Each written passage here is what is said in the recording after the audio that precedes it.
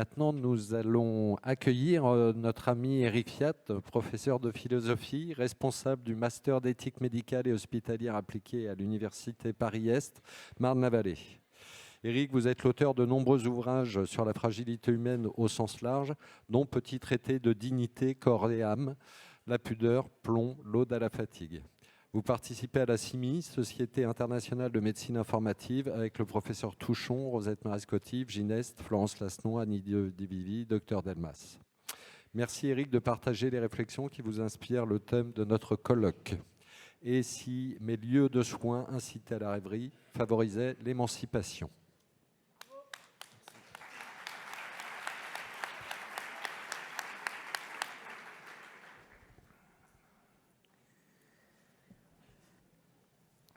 Tout d'abord, bien sûr, pensez pour le grand absent, le camarade Gineste, qu'il retrouve vite ses jambes et qu'il me revienne pour que nous dansions ensemble, je ne sais pas, un rigodon, un branle, une valse, enfin. Reviens-nous vite, camarade, je pense à toi. Pour proposer une sorte de transition entre la parole que nous venons d'entendre et celle que je vais vous proposer, je dirai un petit mot sur cette convivialité dont Sabine a tout à l'heure fait l'éloge. Et cela me rappelle une histoire réelle. Cette histoire, c'est une histoire arrivée au grand gastronome, malheureusement disparu maintenant, Jean-Pierre Coff. Jean-Pierre Coff avait été opéré de je ne sais trop quoi, ça n'était pas très grave, mais enfin il fallait, après l'opération, qu'il allât dans un établissement de suite de soins. Très vite, il s'y trouve assez bien, il demande à sortir, mais les médecins de dire à Jean-Pierre Coff, non, il faut que vous y restiez encore quelque temps, reposez-vous. Et Coff, qui s'ennuie un peu dans cet établissement, de s'intéresser à sa grande passion. Qu'est-ce qu'on donne à manger aux résidents, nom de Dieu ? Et alors, il parcourt les chambres, les cuisines, et il s'indigne évidemment que ce qu'on leur donne à manger, c'est pas bon, nom de Dieu. Mais surtout, le drame, c'est qu'on leur donne la béquée, alors qu'il faudrait manger avec eux. Et il eut cette formule absolument sublime, philosophiquement sublime, dont je suis très jaloux, « Le pain appelle le copain, nom de Dieu ». C'est très beau ça, le pain appelle le copain. Ça veut dire quoi ? Ça veut dire que le meilleur pain du monde, si je suis seul à le manger, c'est comme s'il perdait tout son goût. Avec des amis philosophes, un jour, nous nous demandâmes ce qu'était la beauté. Rassurez-vous, on n'a pas toujours des conversations aussi profondes, mais enfin, ce jour-là, c'était du lourd. Qu'est-ce que la beauté ? Et l'un d'entre nous, je me souviens de qui c'était, eut cette belle réponse, « Le beau, c'est ce devant quoi je voudrais être deux ». Et il est vrai que le plus beau paysage du monde, si je suis seul à le voir, c'est comme si j'en étais privé. La plus belle musique du monde, si je suis seul à l'écouter, c'est comme si j'en étais privé. Et pouvoir la faire partager à d'autres rehausse le sentiment esthétique, l'admiration que j'ai pour la beauté ou de cette musique ou de ce paysage. Voilà pourquoi la convivialité n'est pas une chose secondaire, superflue, périphérique, superfétatoire. Non, c'est quelque chose d'absolument profond, nécessaire, essentiel. Et ce besoin de convivialité, je fais la transition vers ma propre parole, m'amène à vous proposer à nouveau cette banalité philosophique, mais ma foi, il faut toujours la rappeler, que ce qui singularise peut-être l'être humain dans la nature, c'est qu'il est le seul vivant à savoir qu'il aurait pu ne pas être et qu'il ne sera plus.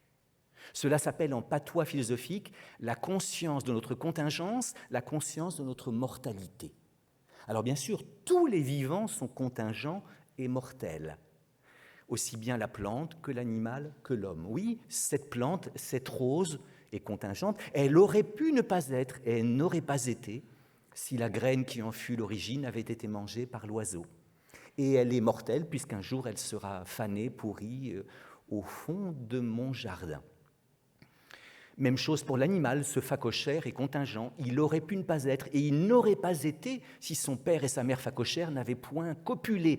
Le spectacle me paraît une horreur étant donné la tronche de ces animaux, mais enfin, il a bien fallu qu'il existât pour que le phacochère fût là.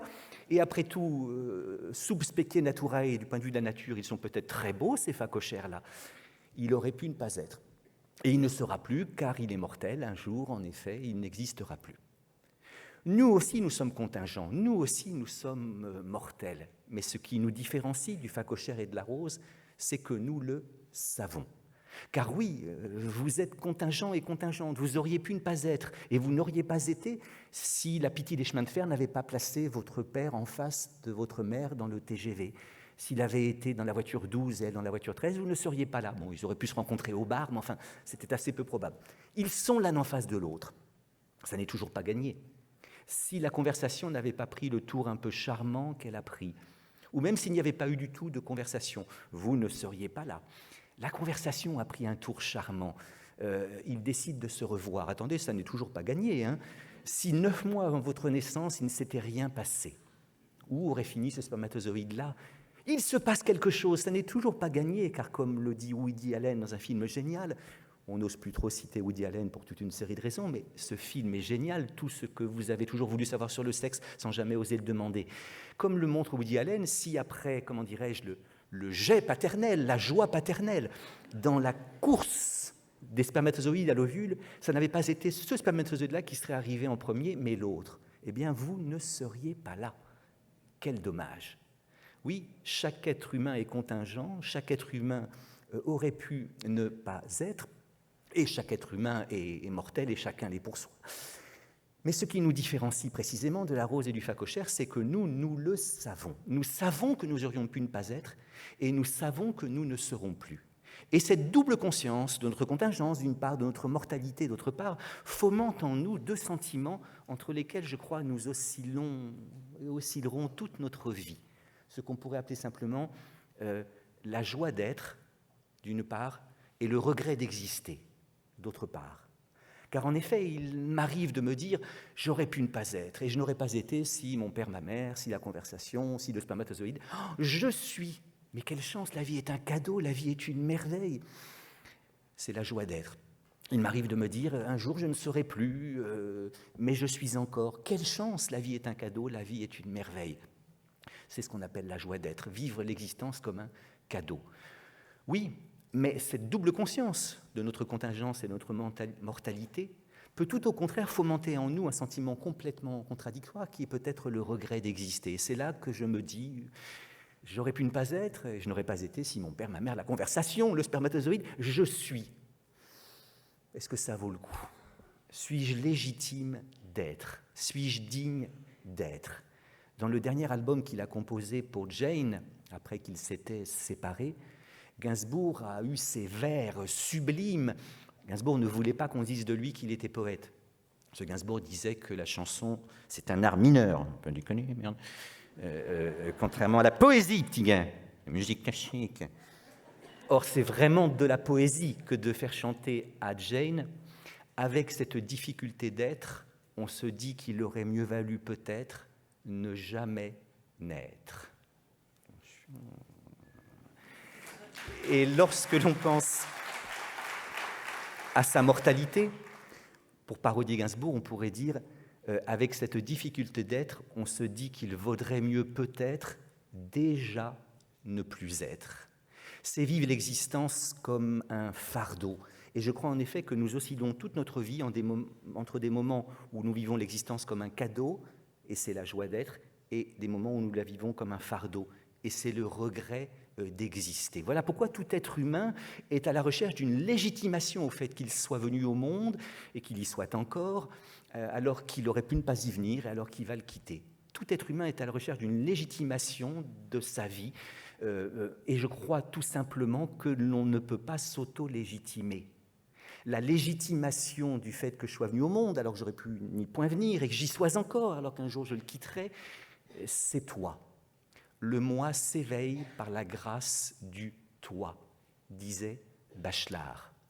Et il me semble en effet que notre cheminement dans la vie, c'est un cheminement à la recherche de lieux où l'on se sent légitimé, justifié. C'est ça le parcours véritablement humain. Voilà pourquoi la convivialité n'est pas quelque chose de secondaire, de superflu, de superfétatoire, de pelliculaire, mais d'absolument nécessaire, de très profond. Au fond, peut-être comme nous toutes et nous tous, je vous dis le résumé philosophique de l'exposé que je vais vraiment commencer maintenant, parce que ça n'était qu'une transition. Mais rassure-toi, Rosette, je ne dépasserai pas mon temps. C'est au fond ce que disent toutes les chansons de Johnny Hallyday, on a tous besoin d'un mur. Parce que quand t'es aimé, t'es légitimé. Le moi s'éveille par la grâce du toi. Je t'aime signifie en langage spinoziste, je suis joyeux à l'idée que tu existes. L'amour, c'est la célébration d'un être et de sa manière d'être. C'est la jubilation qu'on éprouve à la pensée que quelqu'un qui aurait pu ne pas être soit, et à la pensée que quelqu'un qui ne sera plus soit encore. Oui, notre parcours dans la vie, à chacun d'entre nous, pas simplement aux vulnérables, aux plus vulnérables des vulnérables dont vous vous occupez, notre parcours dans la vie, c'est un parcours à la recherche de lieux où l'on se sent légitimé. Il existe, je crois, dans la tradition occidentale, deux grands types de voyages. C'est le voyage d'Ulysse, d'une part, et le voyage d'Abraham, d'autre part. L'Odyssée, c'est les titres de notre colloque, d'une part, la Bible, d'autre part. Or, je me souviens qu'Emmanuel Lévinas avait coutume d'opposer le voyage d'Ulysse au voyage d'Abraham, disant sa préférence au voyage d'Abraham plutôt qu'au voyage d'Ulysse. Pour cette raison que, selon Lévinas, le voyage d'Ulysse, ce serait l'expérience d'un retour au même, alors que celui d'Abraham serait l'épreuve d'une altérité infinie. Alors vous vous souvenez de ce que c'est que l'Odyssée, hein ? Après que les Grecs ont vaincu les Troyens à Troie, c'est ce que raconte l'Iliade, eh bien tous les rois grecs veulent rentrer chez eux et rentrent chez eux, mais il est un roi grec qui mettra beaucoup de temps avant de rentrer chez lui, à Ithaque, où l'attend sa femme Pénélope, c'est Ulysse. Et le voyage d'Ulysse, ça se dit en grec Odysseus. Le voyage d'Ulysse, ce serait, d'après Lévinas, un retour au même où l'on n'apprendrait rien. Le voyage d'Abraham, selon Lévinas, ce serait l'épreuve d'une altérité infinie où l'on apprendrait tout. Le voyage d'Ulysse serait circulaire, voyage de retour vers ce qu'il a déjà connu. Le voyage d'Abraham serait linéaire, voyage d'invention vers l'inconnu. J'avoue ne pas être d'accord avec Lévinas, enfin, tout le monde s'en fout, mais j'avoue ne pas être du tout d'accord avec Lévinas. C'est une opposition beaucoup trop simpliste. Est-ce que vraiment l'Odyssée, c'est un voyage confortable, où il ne se passe rien, par lequel le héros ne serait en rien transformé? Non, je ne crois pas. Le voyage d'Ulysse comme expérience de retour au même, voyage où il n'aurait rien appris. Celui d'Abraham comme épreuve d'une altérité infinie, où il aurait tout appris, avec l'opposition trop facile de l'expérience et de l'épreuve. Non, c'est une opposition beaucoup trop facile. Le voyage que raconte l'Odyssée, c'est un voyage qui n'est pas moins risqué, pas moins dangereux, pas moins terrible que celui d'Abraham raconté par la Bible. Et en effet, que demande Ulysse? Bien sûr, à rentrer. Mais surtout, puisqu'il sait que le voyage va être long, il demande des lieux hospitaliers. Et très souvent, il n'en trouve pas. Aller de Caribe en Scylla, rencontrer Polyphème le Cyclope, rencontrer les sirènes, rencontrer Circé qui transforme les êtres humains en cochons. Est-ce que ce ne sont pas des épreuves, ça, où Ulysse risqua 1000 fois de se perdre? L'hospitalité, c'était un devoir sacré dans le monde antique. L'étranger, lorsqu'il arrivait, avait le droit à l'hospitalité. Il était censé avoir été guidé vers le lieu où il arrivait par un dieu. Et quand on arrivait quelque part dans ce monde-là, avant même qu'on ne vous demande votre nom, les circonstances du voyage, il était exigé que vous fussent donnés un repas, un bain et des vêtements. Vous aviez le droit de rester 3 jours, et à votre départ, on vous donnait des cadeaux. Alors on vous donnait des cadeaux, non pas avec l'idée que va-t'en vite, hein, mais avec l'espoir que vous reveniez. Il y avait même un dieu qui était chargé de veiller à ce que des lieux hospitaliers soient donnés aux errants. Et ce dieu, c'était Zeus l'hospitalier. Alors, ce n'est pas qu'il y a plusieurs Zeus, mais chaque dieu grec a plusieurs fonctions, c'est un cumular. Et Zeus s'occupe de plein de choses, mais il s'occupe aussi de punir ceux qui manquent d'hospitalité et de récompenser les hospitaliers. Est-ce que Ulysse, après qu'il est allé de lieu en lieu où il n'était pas accueilli, après qu'il est allé de lieu en lieu où 1000 fois il faillit mourir et renoncer à la vie, est-ce que Ulysse, rentré enfin chez lui, retrouvant Pénélope, n'a rien appris, comme le dit Lévinas? Mais si, il a appris quelque chose de fondamental. Il a appris ce que c'est que la condition humaine. Parce que je disais que les lieux où Ulysse a été étaient des lieux toujours désagréables. Non, il y a un lieu où Ulysse a été accueilli et où il a eu envie de rester. Ce sont les bras de la déesse Calypso. En effet, à un certain moment, Ulysse rencontre la déesse Calypso et elle est sublimement belle. En plus, elle ne vieillira jamais. Elle sait le caresser, l'embrasser, comme il n'a jamais été caressé, embrassé. Et à un moment, elle lui dit, écoute, je t'aime tellement que je peux te donner l'immortalité. Et tu resteras pour toujours dans mes bras, mon amour. Nous cueillerons les doux fruits d'amour toute la vie. Et c'est là qu'Ulysse prend une décision qui paraît très étonnante, mais que je trouve admirable, c'est de dire non à Calypso. Bon, il y reste quand même quelque temps, hein. Il profite quand même des plaisirs de l'amour divin un certain temps. Mais vient le moment où Ulysse refuse le don d'immortalité, c'est-à-dire le don d'invulnérabilité. C'est une leçon d'assomption. Je suis un être humain, pas un dieu. Et un être humain, c'est voué à la finitude, à la vulnérabilité. Et c'est là qu'il décide d'abandonner la divine, immortelle, toujours jeune, toujours belle Calypso pour retrouver sa Pénélope, qui a vieilli et qui va continuer de vieillir. Magnifique leçon, peut-être celle qui me conduit à dire que les fleurs artificielles seront toujours moins belles que les fleurs naturelles, parce que ce qui fait la beauté des fleurs naturelles, c'est leur éphémérité, le fait en effet qu'elles vont changer.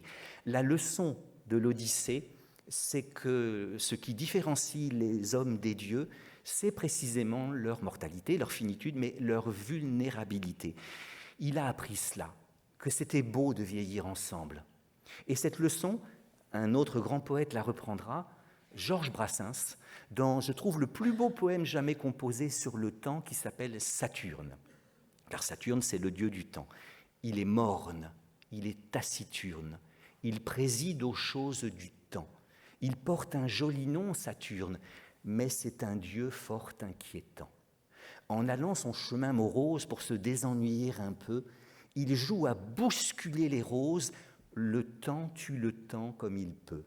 Là encore, Gainsbourg disait « je ne suis pas un poète », Brassens aussi disait « je ne suis pas un poète ». Ta gueule, le temps tue le temps comme il peut, c'est sublime comme vers. Moi, quand je lis un vers comme ça, je suis heureux pendant 3 semaines. Tout le monde me voit béat, qu'est-ce qui t'est arrivé? J'ai appris de Brassens que le temps tue le temps comme il peut. Qu'est-ce que ça veut dire bousculer les roses? Les roses, dans la poésie du XVIIe siècle, que Brassens connaît par cœur, ce sont les emblèmes du corps féminin. Car le corps féminin possède 3 roses, 2 roses en bouton et une autre rose plus mystérieuse.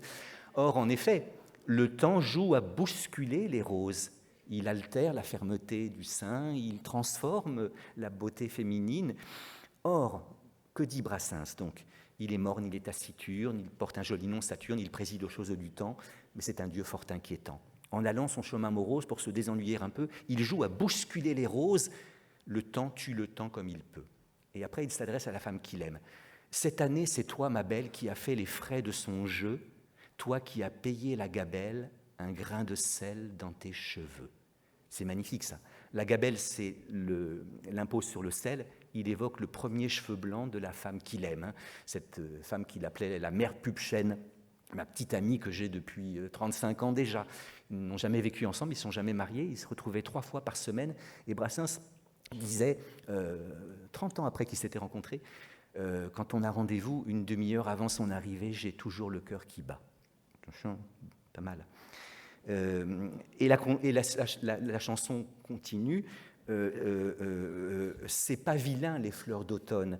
Et bien des poètes l'ont dit, je te regarde et je te donne mon billet qu'ils n'ont pas menti. Je sais par cœur toutes tes grâces, et pour me les faire oublier, il faudra que Saturne en fasse des tours d'horloge de sablier, et la petite pisseuse d'en face peut bien aller se rhabiller. Ça veut dire que Brassens a dû apercevoir une jeune femme très très désirable, et puis allez, il est resté dans les bras de Pupchen jusqu'au bout. Je souhaite à toutes les femmes d'être regardées jusqu'au bout comme Pupchen par Brassens. Je souhaite à chacun d'entre nous d'être regardé jusqu'au bout comme Ulysse par Pénélope. Et bien souvent, ce qui nous donne un lieu où nous nous sentons justifiés, où nous comprenons qu'il est bon que nous soyons venus au monde alors que nous aurions pu n'y pas venir et que nous quittons, eh bien c'est les bras d'amour, oui. Heureux celui, heureuse celle qui ont trouvé ce lieu justifiant, ce lieu où un être nous dit oui, ce merveilleuse approbation, légitimation, jubilation, célébration d'un être. Il est bon que tu sois comme tu es. Oui, mais que faire? Que faire quand le deuil, quand la maladie, quand Alzheimer, quand le handicap déchire les mailles dont on s'était entouré? Alors là, oui, la recherche d'un lieu hospitalier où l'on se sente bien redevient une question. Souffrir, c'est ne plus savoir où mettre son corps, dit Jean Giono quelque part. Je ne sais plus où mettre, tellement j'ai mal. Et c'est donc demander un lieu, quémander un lieu hospitalier où l'on se sentira justifié. Or, il y a des lieux accueillants, des lieux qui ne le sont pas. Ça s'appelle le génie du lieu, vous savez. Il y a des lieux qui semblent habités par un bon génie. Quand j'y arrive, je m'y sens bien. C'est comme si un génie invisible veillait pour que je m'y sente bien. Et puis, il y a des lieux qui semblent habités par de mauvais génies. Quand j'y suis, eh bien, je m'y sens profondément mal. À la recherche de quoi sommes-nous pendant ce colloque? Sinon, à la recherche de lieux habitables pour qui a du mal à habiter son propre corps. Trouver des lieux habitables pour qui celui qui a du mal à habiter son corps, eh bien, parce qu'il est changé par l'âge, la maladie, le handicap, l'AVC, la solitude, le deuil, en effet, se sent à nouveau justifié. Comment accompagner sur son parcours à la recherche de lieux hospitaliers celui qui se sent perdu? Comment rendre plus humain le parcours des patients? Si le souci de vous toutes et de vous tous, praticiens d'humanitude, c'est en effet cette humanisation du parcours de chacun, alors ma proposition est que le parcours d'un patient, pour qu'il soit un parcours vraiment humain, ressemble à une promenade. Et la promenade, ça n'est ni la marche forcée, ni l'errance. Les êtres de nouveau vulnérables, de nouveau doutant de leur légitimité d'être venus au monde et d'y être encore, eh bien, doivent être accompagnés dans un chemin qui soit leur une promenade. Évitons-leur la marche forcée, évitons-leur l'errance. Et en effet, la promenade n'est ni la marche forcée ni l'errance, et même se situe à juste et belle distance de chacune des deux. La promenade, ça n'est pas la marche forcée, qui à chacun impose une place et un rythme dans la troupe. En somme, impose pour seul parcours de mettre un pied devant l'autre et de recommencer. Quand j'étais petit, on marchait dans les bois, mon père nous faisait chanter dans la troupe, il n'y a pas de jambes de bois, il y a des nouilles, mais ça ne se voit pas. La meilleure façon de marcher, c'est encore la nôtre, c'est de mettre un pied devant l'autre et de recommencer. Alors, quand on était petit, on ne comprenait pas très bien l'allusion aux nouilles. Mon père ne nous avait rien dit, mais maintenant je comprends son sourire. La marche forcée, c'est ça. On vous place. Qu'y a-t-il de plus terrible que ce mot-là? On va la placer dans une maison. On va le placer dans un EHPAD. Ce qui distingue le parcours du promeneur de celui du soldat, c'est que, alors que le parcours du soldat lui est imposé, le parcours du promeneur est celui qu'il s'impose à lui. Et surtout, dans la marche forcée, on marche toujours à la même vitesse et tout est organisé à l'avance. Il n'y a pas la possibilité d'une petite promenade, d'une petite échappée belle, quelque chose comme ça. Ce qui distingue le parcours du promeneur de celui du soldat, c'est qu'il n'est pas totalement organisé à l'avance. Son rythme est changeant, parfois rapide, parfois lent. On peut parfois renoncer à certains buts si notre fantaisie nous y invite. Le promeneur sait prendre le temps de la latence, de la rêverie, du repos. Son tempo n'est pas celui du métronome. Il y ralentit ou précipite certains pas, comme l'archet de Pablo Casals pressait ou retardait certaines notes de la phrase musicale dans ce qu'on appelle en musique le rubato. Un rubato, c'est quand vous ne jouez pas parfaitement en rythme. Par exemple, une valse, si vous faites 1, 2, 3, 1, 2, 3, 1, 2, 3, ça ne donne pas envie de danser. Il faut retenir le premier temps, c'est 1, 2, 3, 1, 2, 3. Rubato, ça vient de rubare, qui veut dire voler. Le Räuber en allemand, c'est le voleur. C'est-à-dire qu'on vole un instant à soi. Qu'est-ce qu'on sent bien quand on peut voler un instant à soi? Et en effet, la promenade n'est pas une marche forcée. Ces vulnérables que l'on oblige à marcher et auxquels on impose des lieux pas forcément habités par de bons génies sont privés de l'invention de leur promenade dans la vie. Mais si la promenade n'est pas la marche forcée, elle n'est pas non plus l'errance. Et l'errance, c'est la quête désordonnée d'un être où il se perd douloureusement. Quelqu'un qui erre est soit quelqu'un qui se prostre comme un chien qui lèche ses blessures ou un renard qui se cache tellement il souffre, ou alors qui va n'importe où. Les déplacements d'un errant ne sont pas déterminés par son désir, par sa libre et joyeuse fantaisie, mais par ce que Freud nommait des pulsions qui ne sont pas élaborées en désir, ou alors par ce que Spinoza appelait les passions tristes. Un errant a un parcours déterminé par les pulsions ou par les passions tristes. Et les passions tristes, c'est quoi? C'est la peur de soi comme la peur des autres, c'est la haine des autres comme de soi, c'est le désespoir, c'est la terreur. Et en effet, celui qui erre n'est pas maître de son parcours, il se cogne à des obstacles qui le rejettent et le blessent. L'errant ne se promène pas, mais il est mené, plus voué au cauchemar décrit par Grimm et Perrault qu'à la rêverie décrite par Bachelard. Et en effet, qu'est-ce que nous devons souhaiter pour les plus vulnérables, ceux qui ont perdu leur Pupchen ou leur Ulysse? C'est qu'en effet, on les accompagne sur leur propre promenade, laquelle n'est ni une marche forcée, ni une errance. Et pour cela, il faudrait que les mouvements des plus vulnérables, des vulnérables, soient précisément déterminés ni par les pulsions, ni par les passions, ni par les ordres, mais par le désir. Le désir, c'est-à-dire l'envie d'avoir envie. Et je crois en effet que ce qui distingue le désir de la pulsion, c'est que la pulsion ne supporte pas l'attente, alors que le désir peut s'en enchanter. Ce que deux grands poètes ont dit, le premier c'est Paul Valéry, le second je vais vous le laisser deviner tout de suite.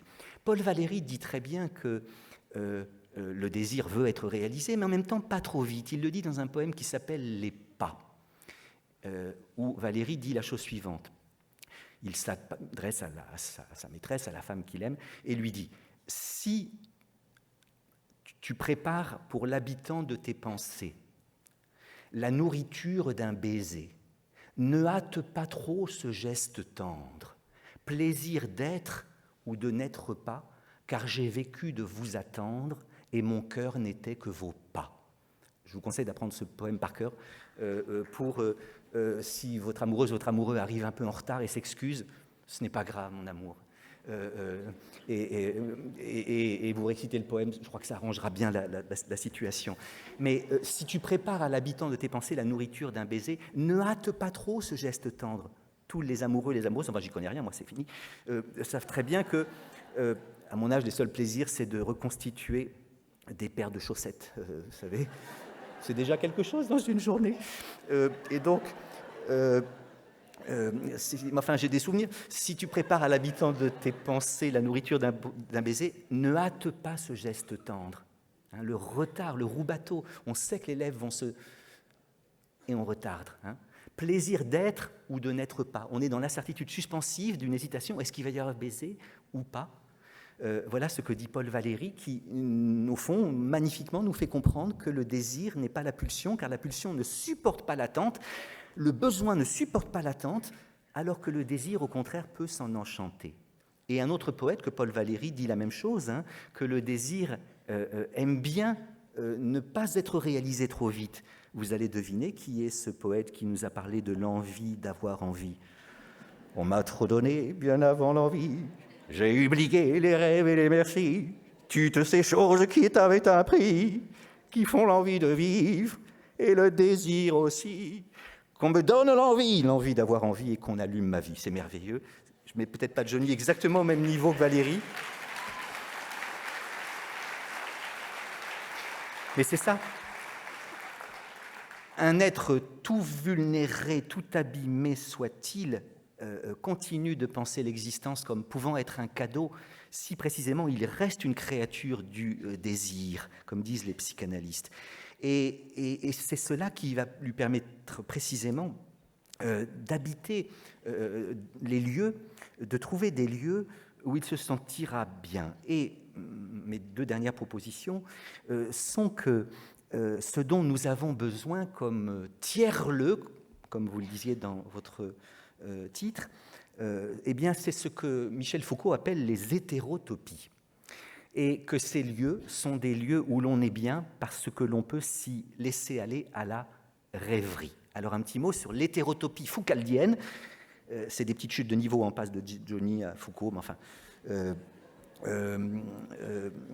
et je pense que le seul Foucault que Johnny ait dû connaître, ça a dû être Jean-Pierre. Je ne savais pas qu'il a été philosophe. Il ne faut pas se moquer de Johnny, j'adore ce que disait Lucchini de Johnny. Ce qu'il y avait de prodigieux, c'est Johnny, c'est qu'il revisitait les évidences. Et vous savez que Johnny a dit une fois, finalement, il y a rien de mieux que la perfection. Bah oui.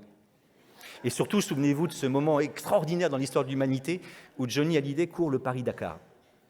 Et il y a un problème technique, la voiture reste immobilisée longtemps dans le désert. Finalement, elle repart, et quand la voiture arrive au poste d'arrivée, les journalistes se précipitent, on baisse la vitre, et Johnny a eu ce mot inoubliable. Tu te rends compte que si on n'avait pas été arrêté 1h15, il y a 1h15 qu'on serait là. Mais parfois, il faut revisiter les évidences. En philosophie, après tout, moi, on m'avait dit...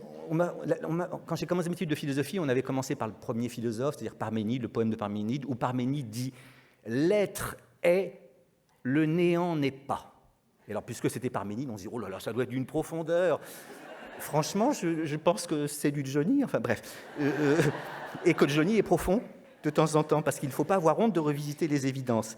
Alors, chose moins évidente, mais que je crois très importante, nous avons besoin de ces tiers-lieux, pas totalement déterminés à l'avance, lieux indécidés, lieux un peu marginaux, et ces lieux-là sont nommés par Foucault des hétérotopies. Il a forgé ce mot-là sur le modèle du mot utopie, inventé par Thomas More en 1516. Dans utopie, il y a U et il y a topie. Topie, c'est le lieu, parce que topographie. Mais U, je ne sais pas du tout ce que ça veut dire. Écoute, Johnny, il y a deux choses, une ambiguïté, une ambivalence. Ce U, on ne sait pas si c'est l'alpha ou si c'est l'oi des Grecs. Et en effet, alpha, ça veut dire sans, oi, ça veut dire bien. Alors, utopie, est-ce que c'est atopie, c'est-à-dire le lieu qui n'est pas? Aphone sans voix, atopie, qui n'a pas lieu, qui n'est pas. Ou est-ce que c'est oitopie? Oi, ça veut dire bon, euphonie, euthanasie. Bon. Eh bien, Thomas More a joué sur cette ambiguïté. L'utopie, c'est le lieu où tout est bien, mais qui n'est pas. Eh bien, sur ce modèle-là, Foucault a inventé la notion d'hétérotopie, c'est-à-dire des lieux autres ou autres que les lieux, des lieux un peu marginaux. Ils ne sont pas sur les cartes d'état-major. Les cartes d'état-major les ignorent, ils en font des terrains vagues. Un terrain vague où le vague vient à l'âme, mais ce vague qui vient à l'âme, ce n'est pas le vague à l'âme de la tristesse, c'est le vague à l'âme de la rêverie. Et les exemples d'hétérotopie donnés par Foucault sont les suivants. C'est le jardin, c'est le fond du jardin, vous voyez, où personne ne va. C'est le grenier, c'est la tente d'Indien, c'est le tipi. C'est le tipi dans le grenier qui est une espèce d'hétérotopie à la puissance 2. C'est-à-dire que quand on montait le mercredi après-midi ou le jeudi pour les gens de mon âge, enfin quand même pas, dans le grenier, déjà on arrivait dans des tiers-lieux, des lieux où c'était à nous d'inventer l'usage de ces lieux. Et quand on allait dans une tente, on était dans une hétérotopie à la puissance 2. Ce sont des lieux, des espaces privilégiés pour la rêverie enfantine. J'y ajouterais l'église désaffectée, l'arrière-cuisine, la cabane, le tiers paysage. Ce sont des lieux indécidés, délaissés, que l'on doit ménager plutôt qu'aménager. Oui. Enfin, je comprends. Les friches, les talus, les landes, les lisières, les littoraux, les buissons. Et en effet, même dans les EHPAD, même dans les maisons où l'on place les gens, eh bien, les gens placés auront l'impression peut-être qu'ils peuvent encore habiter le monde. S'ils ont la possibilité d'avoir ces lieux hauts, ces lieux indécidés, là, ils pourront se laisser aller à la rêverie. Et la rêverie, alors c'est Bachelard, le grand philosophe de la rêverie, c'est un état intermédiaire entre l'éveil et le sommeil. Le rêveur bachelardien est une espèce d'agent double. Hein. Il n'est pas totalement éveillé, lucide, frais et dispo, mais il n'est pas totalement endormi. Et nous avons besoin absolument de moments de rêverie dans la vie. Aujourd'hui, l'espace est cadastré, le temps est cadastré. On a le temps de rien. Et tous les espaces sont décidés. Paris devient un monde pour moi inhabitable du fait qu'on me dit tu dois aller là et pas là. Et donc les piétons ici, les cyclistes ici, les voitures ici. Et dans ces lieux-là, je me perds tout le temps. Et Anne Hidalgo est devenue, mais non, j'en dirai pas de mal, des lieux de rêverie. La rêverie, c'est ce que j'appellerais une attention permise par un abandon, une vigilance inaugurée par un laisser-aller, une caresse précédée par un lâcher-prise. Et en effet, la rêverie, quand on laisse son regard flotter, vous savez, par exemple, en plein été, quand on laisse son regard un peu flotter, eh bien, ça nous apprend un rapport plus doux à nous-mêmes, plus doux aux autres et plus doux au monde. La rêverie ne nous distrait pas du monde extérieur, elle ne nous distrait pas de nous-mêmes, elle ne distrait pas des autres, mais elle nous permet d'instaurer un rapport beaucoup plus doux et tendre et méditatif à nous-mêmes, aux autres et au monde. Voilà pourquoi je répète cette formule que la rêverie, c'est une attention permise par un abandon, une vigilance inaugurée par un laisser-aller, une caresse précédé par un lâcher-prise. Je pense que vous avez toutes et tous des souvenirs de résidents, d'habitants, je ne sais comment vous les avez appelés, que vous avez trouvés dans un lieu qui n'était pas prévu pour qu'ils y soient et que vous avez senti heureux d'y pouvoir justement rêver. Alors, ces êtres-là auront trouvé le terme de leur odyssée.